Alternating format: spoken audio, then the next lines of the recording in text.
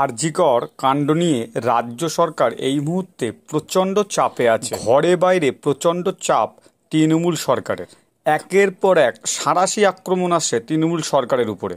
CBI উঠে পড়ে লেগেছে আরজিকর কাণ্ডের তদন্ত নিয়ে। ম্যারাথন জেরা চলছে সন্দীপ ঘোষকে, এবং সন্দীপ ঘোষের সাথে যারা যুক্ত, যারা কাজ করেছেন অতীতে, তাদেরকে প্রতিদিন জেরা করছে সিবিআই। এবং রাজ্য জুড়ে যে গণ আন্দোলন তৈরি হয়েছে সেটাও প্রচণ্ড চাপে রেখেছে তৃণমূল কংগ্রেসকে। এই সংবাদের মাঝে তৃণমূল কংগ্রেসের চিন্তা আরও বাড়িয়ে দিল আরও একটা সংবাদ। তৃণমূল কংগ্রেস দুটো জায়গায়, দুটো কেন্দ্রে হার স্বীকার করেছে বিজেপির কাছে। পূর্ব মেদিনীপুর জেলার নন্দীগ্রাম বিধানসভার তাজপুর সমবায় কৃষি উন্নয়ন সমিতি ও চণ্ডীপুর বিধানসভার বামুনারা সমবায় কৃষি উন্নয়ন সমিতির নির্বাচনে ভারতীয় জনতা পার্টি সমর্থিত জাতীয়তা পার্টির প্রার্থীরা জয়ী হয়েছে।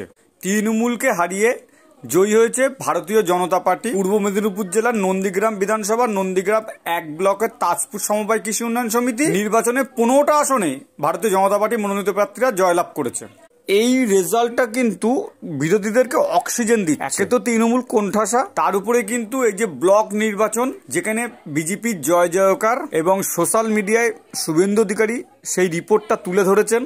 তৃণমূল যে অনেকটা চাপের মধ্যে আছে, এই ফলাফল কিন্তু সেটাই প্রমাণ করছে। এই বিষয়ে আপনার বক্তব্য অবশ্যই কমেন্টস করে জানান। ভিডিও যদি ভালো লাগে লাইক করবেন। ধন্যবাদ। আবারও নতুন ভিডিও নিয়ে কিন্তু খুব তাড়াতাড়ি দেখা হচ্ছে, সাথে থাকবেন।